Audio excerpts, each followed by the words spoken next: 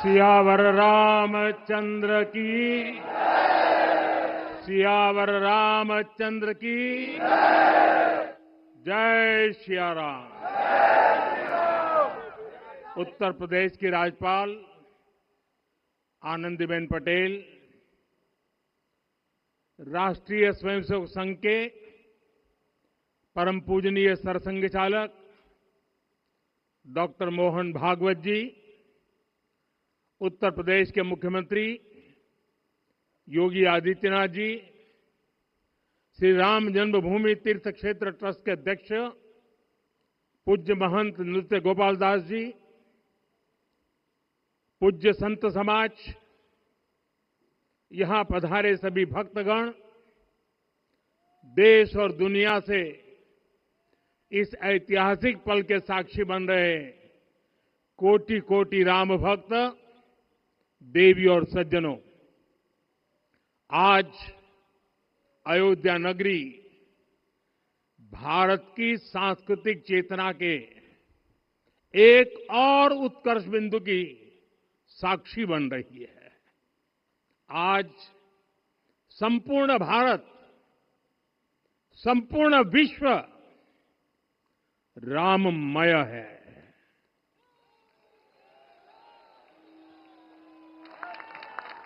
हर राम भक्त के हृदय में अद्वितीय संतोष है, असीम कृतज्ञता है, अपार अलौकिक आनंद है। सदियों के घाव भर रहे हैं, सदियों की वेदना आज विराम पा रही है, सदियों का संकल्प आज सिद्धि को प्राप्त हो रहा है। आज उस यज्ञ की पूर्णाहुति है जिसकी अग्नि 500 वर्ष तक प्रज्वलित रही। जो यज्ञ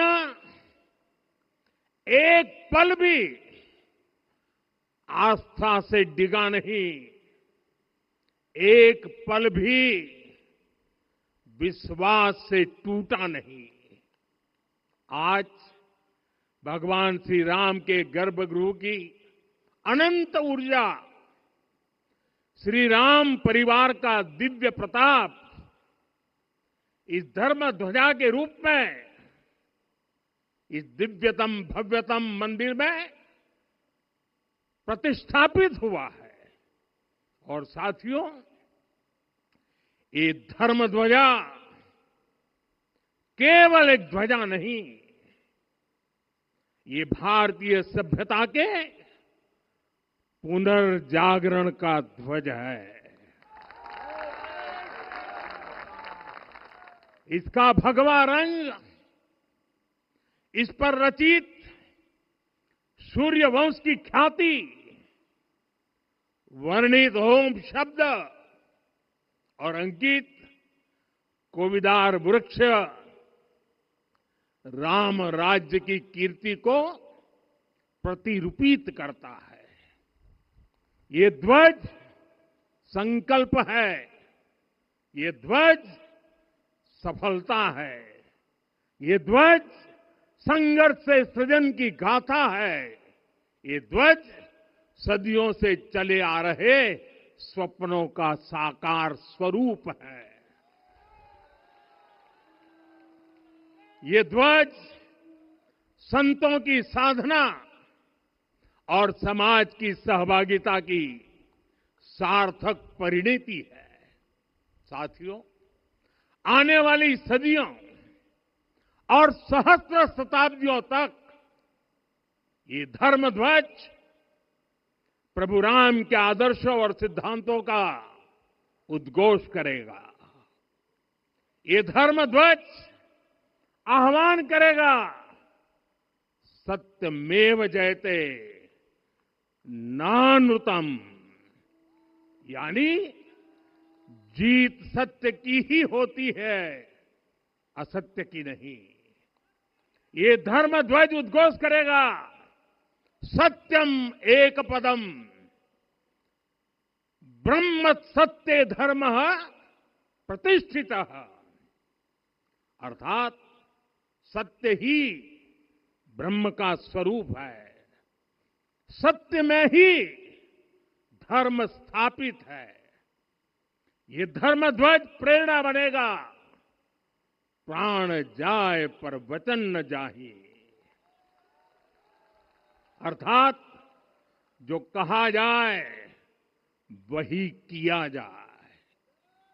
ये धर्म ध्वज संदेश देगा, कर्म प्रधान विश्व रची राखा, अर्थात विश्व में कर्म और कर्तव्य की प्रधानता हो।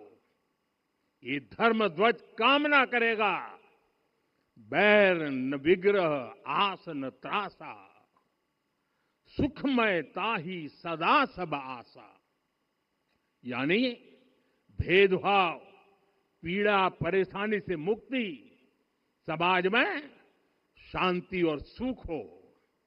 ये धर्म ध्वज हमें संकल्पित करेगा, नहीं दरिद्र कोउ दुखी न दीना, यानी हम ऐसा समाज बनाएं जहां गरीबी न हो, कोई दुखी या लाचार न हो। साथियों, हमारे ग्रंथों में कहा गया है, आरोपितम ध्वजम दृष्ट्वा ये अभिनंदनित धार्मिका ते अपि सर्वे प्रमुच्यते महापातक कोटि भी, यानी जो लोग किसी कारण मंदिर नहीं आ पाते और दूर से मंदिर के ध्वज को प्रणाम कर लेते हैं, उन्हें भी उतना ही पुण्य मिल जाता है। साथियों, ये धर्म ध्वज भी इस मंदिर के ध्येय का प्रतीक है। ये ध्वज दूर से ही राम लला की जन्मभूमि के दर्शन कराएगा और युगों युगों तक प्रभु श्री राम के आदेशों और प्रेरणाओं को मानव मात्र तक पहुंचाएगा। साथियों, मैं संपूर्ण विश्व के करोड़ों राम भक्तों को इस अविस्मरणीय क्षण की, इस अद्वितीय अवसर की हार्दिक शुभकामनाएं देता हूं। मैं आज उन सभी भक्तों को भी प्रणाम करता हूं, हर उस दानवीर का भी आभार व्यक्त करता हूं जिसने राम मंदिर निर्माण के लिए अपना सहयोग दिया।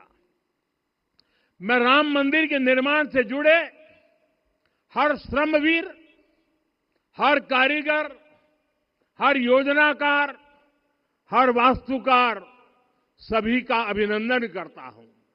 साथियों, अयोध्या वह भूमि है जहां आदर्श आचरण में बदलते हैं। यही वह नगरी है जहां श्री श्री राम ने अपना जीवन पथ शुरू किया था। इसी अयोध्या ने संसार को बताया कि एक व्यक्ति कैसे समाज की शक्ति से, उसके संस्कारों से पुरुषोत्तम बनता है। जब श्री राम अयोध्या से वनवास को गए तो वे युवराज राम थे, लेकिन जब लौटे तो मर्यादा पुरुषोत्तम बनकर के आए और उनके मर्यादा पुरुषोत्तम बनने में महर्षि वशिष्ठ का ज्ञान, महर्षि विश्वामित्र की दीक्षा, महर्षि अगस्त्य का मार्गदर्शन, निषाद राज की मित्रता, मां शबरी की ममता, भक्त हनुमान का समर्पण, इन सब की अनगिनत ऐसे लोगों की महत्वपूर्ण भूमिका रही है। साथियों, विकसित भारत बनाने के लिए भी समाज की इसी सामूहिक शक्ति की आवश्यकता है। मुझे बहुत खुशी है कि राम मंदिर का दिव्य प्रांगण भारत के सामूहिक सामर्थ्य की भी चेतना स्थली बन रहा है। यहां सप्त मंदिर बने हैं। यहां माता शबरी का मंदिर बना है, जो जनजातीय समाज के प्रेम भाव और आतिथ्य परंपरा की प्रतिमूर्ति है। यहां निषादराज का मंदिर बना है। ये उस मित्रता का साक्षी है जो साधन नहीं, साध्य को, उसकी भावना को पूजती है। यहां एक ही स्थान पर माता अहिल्या है, महर्षि वाल्मीकि है, महर्षि वशिष्ठ है, महर्षि विश्वामित्र है, महर्षि अगस्त्य है और संत तुलसीदास है। रामलला के साथ साथ इन सभी ऋषियों के दर्शन भी यहीं पर होते हैं। यहां जटायु जी और गिलहरी की मूर्तियां भी है, जो बड़े संकल्पों की सिद्धि के लिए हर छोटे से छोटे प्रयास के महत्व को दिखाती है। मैं आज हर देशवासी से कहूंगा कि वो जब भी राम मंदिर आए तो सप्त मंदिर के दर्शन भी अवश्य करें। ये मंदिर हमारी आस्था के साथ साथ मित्रता, कर्तव्य और सामाजिक सद्भाव के मूल्यों को भी शक्ति देते हैं।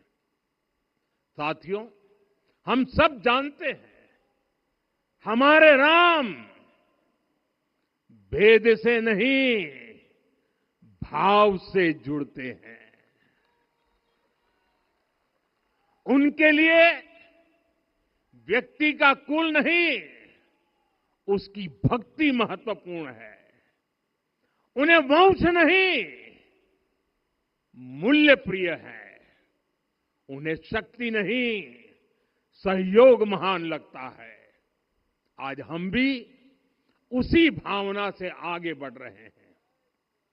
पिछले 11 वर्षों में महिला, दलित, पिछड़े, अति पिछड़े, आदिवासी, वंचित, किसान, श्रमिक, युवा, हर वर्ग को विकास के केंद्र में रखा गया है।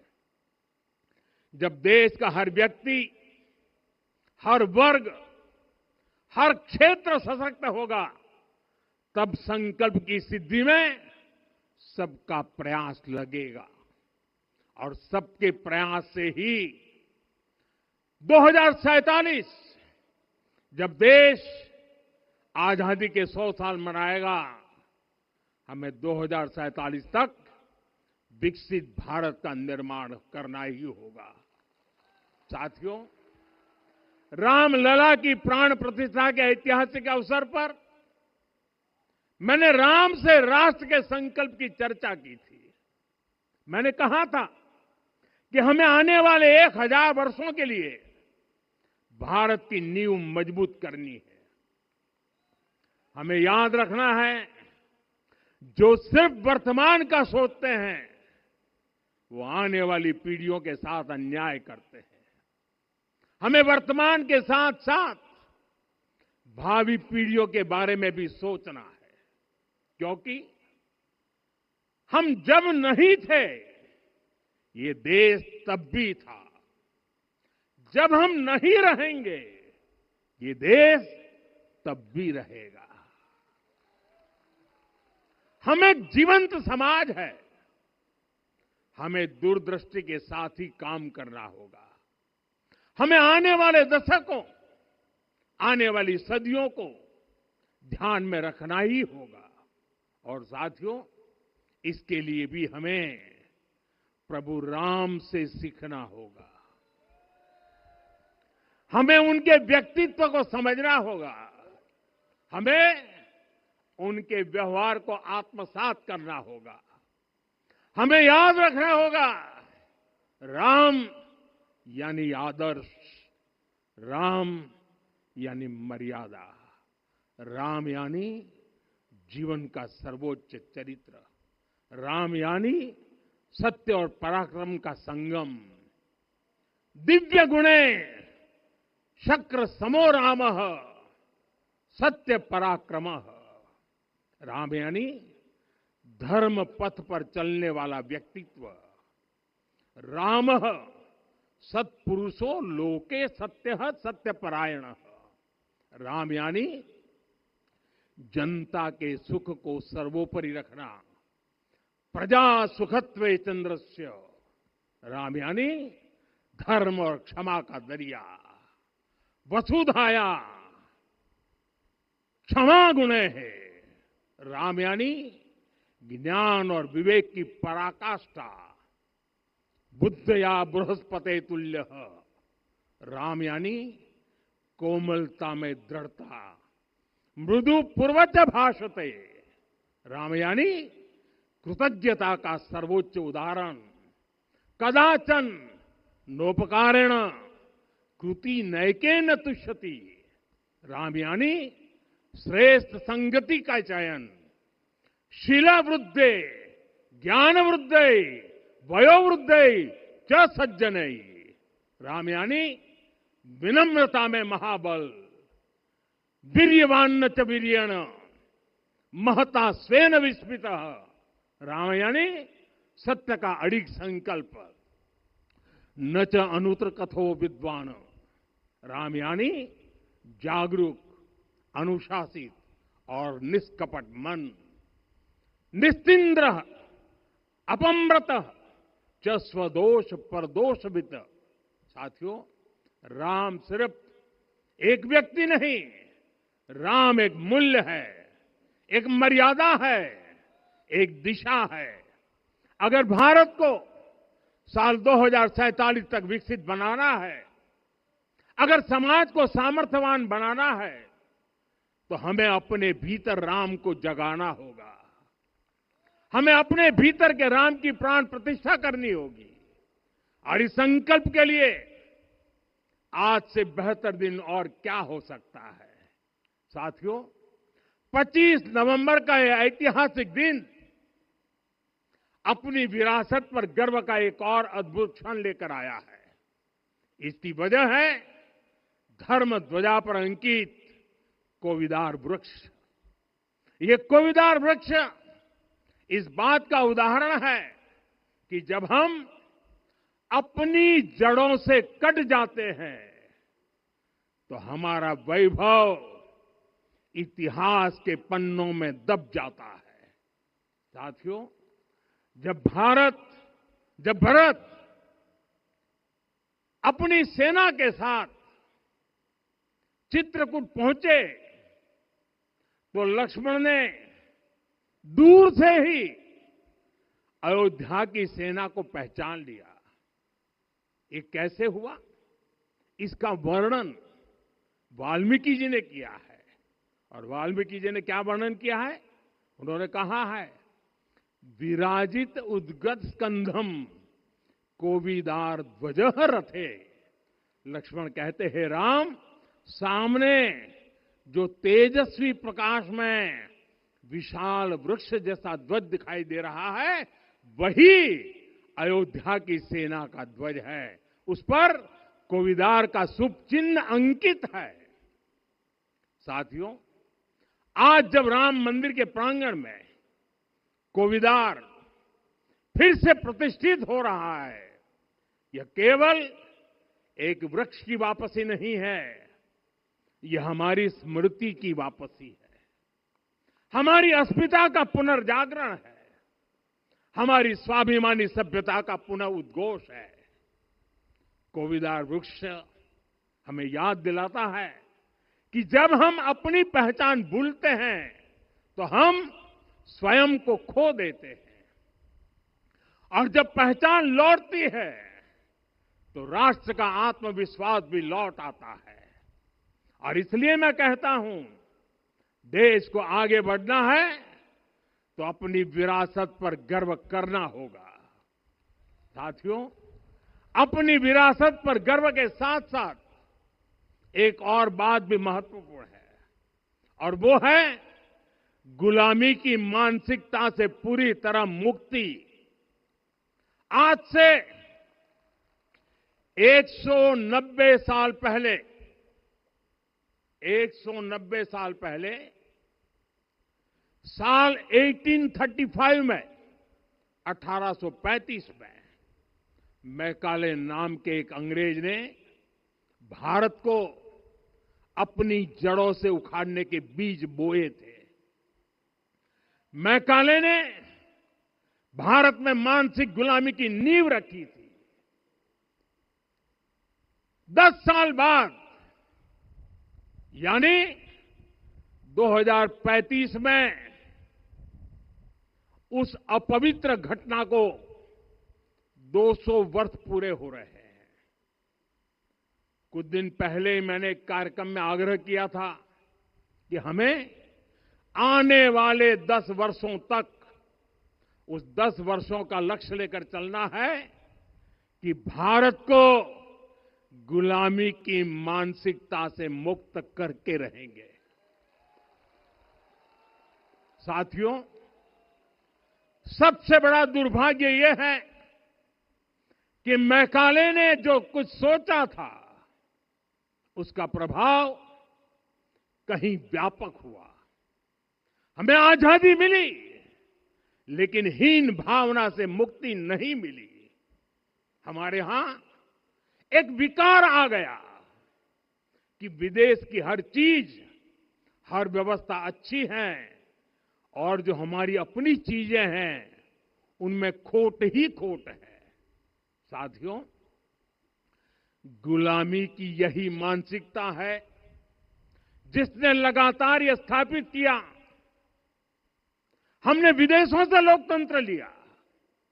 कहा गया कि हमारा संविधान भी विदेश से प्रेरित है, जबकि सच ये है कि भारत लोकतंत्र की जननी है, मदर ऑफ डेमोक्रेसी है। लोकतंत्र हमारे डीएनए में है। साथियों, अगर आप तमिलनाडु जाएंगे तो तमिलनाडु के उत्तरी हिस्से में उत्तीरमेरूर गांव है। वहां हजारों वर्ष पहले का एक शिलालेख है। उसमें बताया गया है कि उस कालखंड में भी कैसे लोकतांत्रिक तरीके से शासन व्यवस्था चलती थी, लोग कैसे सरकार चुनते थे। लेकिन हमारे यहां तो मैग्ना कार्टा की प्रशंसा का ही चलन रहा। हमारे यहां भगवान बसवन्ना, उनके अनुभव मंटपा की जानकारी भी सीमित रखी गई। अनुभव मंटपा यानी जहां सामाजिक, धार्मिक और आर्थिक विषयों पर सार्वजनिक बहस होती थी, जहां सामूहिक सहमति से निर्णय लिए जाते थे। लेकिन गुलामी की मानसिकता के कारण इस भारत की कितनी ही पीढ़ियों को इस जानकारी से भी वंचित रखा गया। साथियों, हमारी व्यवस्था के हर कोने में गुलामी की इस मानसिकता ने डेरा डाला हुआ था। अब याद करिए, भारतीय नौसेना का ध्वज सदियों तक उस ध्वज पर ऐसे प्रतीक बने रहे जिनका हमारी सभ्यता, हमारी शक्ति, हमारी विरासत से कोई संबंध नहीं था। अब हमने नौसेना के ध्वज से गुलामी के हर प्रतीक को हटाया है। हमने छत्रपति शिवाजी महाराज की विरासत को स्थापित किया है। और ये सिर्फ एक डिजाइन में बदलाव नहीं हुआ, ये मानसिकता बदलने का क्षण था। ये वो घोषणा थी कि भारत अब अपनी शक्ति अपने प्रतीकों से परिभाषित करेगा, न कि किसी और की विरासत से।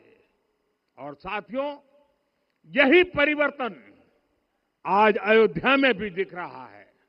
साथियों, ये गुलामी की मानसिकता ही है जिसने इतने वर्षों तक रामत्व को नकारा है।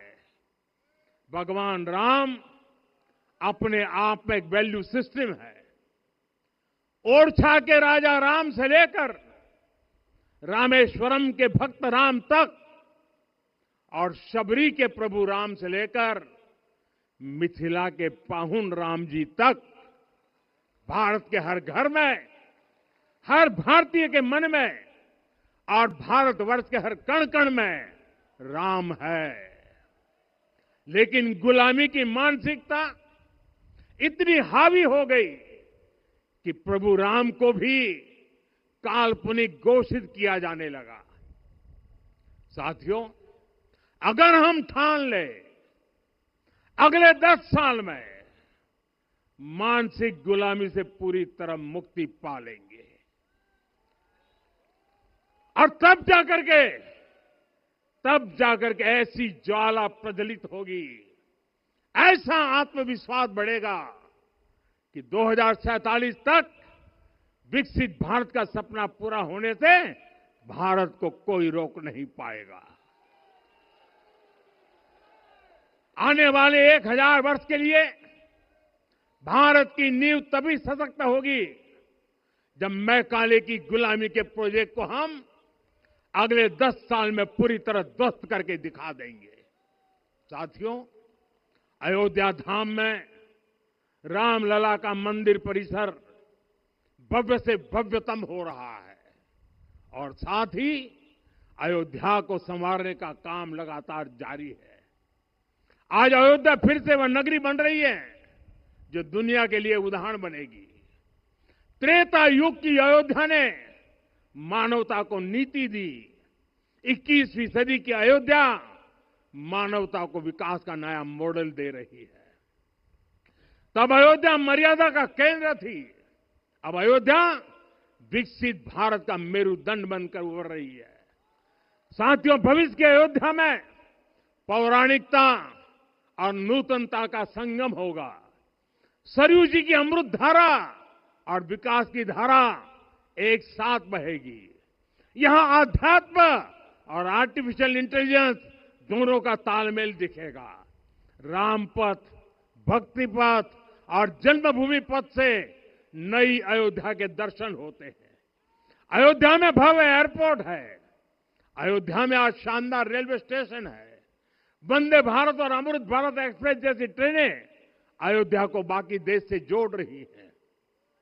अयोध्या वासियों को सुविधाएं मिले, उनके जीवन में समृद्धि आए, इसके लिए निरंतर काम चल रहा है। साथियों, जब से प्राण प्रतिष्ठा हुई है तब से लेकर आज तक करीब 45 करोड़ श्रद्धालु यहां दर्शन के लिए आ चुके हैं। ये वो पवित्र भूमि है जहां 45 करोड़ लोगों के चरण रज पड़े हैं और इससे अयोध्या और आसपास के लोगों की आय में आर्थिक परिवर्तन आया है, वृद्धि हुई है। कभी अयोध्या विकास के पैमानों में बहुत पीछे थी, आज अयोध्या नगरी यूपी के अग्रणी शहरों में से एक बन रही है। साथियों, 21वीं सदी का आने वाला समय बहुत महत्वपूर्ण है। आजादी के बाद के 70 साल में भारत विश्व की 11वीं सबसे बड़ी अर्थव्यवस्था बना। 70 साल में 11वीं। लेकिन पिछले 11 साल में ही भारत विश्व की 5वीं सबसे बड़ी अर्थव्यवस्था बन चुका है। और वो दिन दूर नहीं जब भारत विश्व की 3री सबसे बड़ी अर्थव्यवस्था भी बन जाएगा।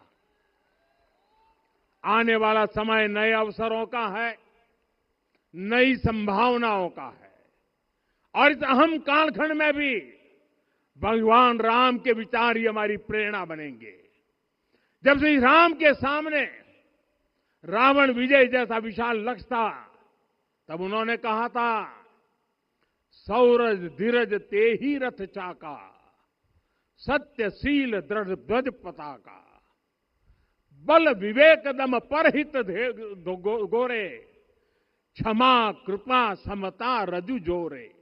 यानी रावण पर विजय पाने के लिए जो रथ चाहिए, शौर्य और धैर्य उसके पहिए हैं, उसकी ध्वजा सत्य और अच्छे आचरण की है, बल विवेक संयम और परोपकार इस रथ के घोड़े हैं, लगाम के रूप में क्षमा दया और समता है जो रथ को सही दिशा में रखते हैं।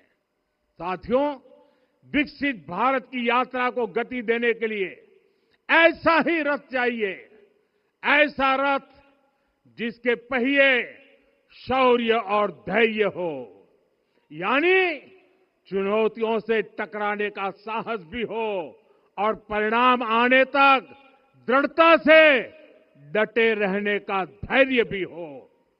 ऐसा रथ जिसकी ध्वजा सत्य और सर्वोच्च आचरण हो, यानी नीति नियत और नैतिकता से समझौता कभी न हो। ऐसा रथ जिसके घोड़े बल विवेक संयम और परोपकार हो, यानी शक्ति भी हो, बुद्धि भी हो, अनुशासन भी हो और दूसरों के हित का भाव भी हो। ऐसा रथ जिसकी लगाम क्षमा करुणा और संभाव हो, यानी जहां सफलता का अहंकार नहीं और असफलता में भी दूसरों के प्रति सम्मान बना रहे। और इसलिए मैं आदरपूर्वक कहता हूं, ये पल कंधे से कंधा मिलाने का है, ये पल गति बढ़ाने का है। हमें वो भारत बनाना है जो राम राज्य से प्रेरित हो, और ये तभी संभव है जब स्वयं हित से पहले देश हित होगा, जब राष्ट्र हित सर्वोपरि रहेगा। एक बार फिर आप सभी को बहुत बहुत शुभकामनाएं देता हूं। जय सिया राम, जय सिया राम, जय सिया राम।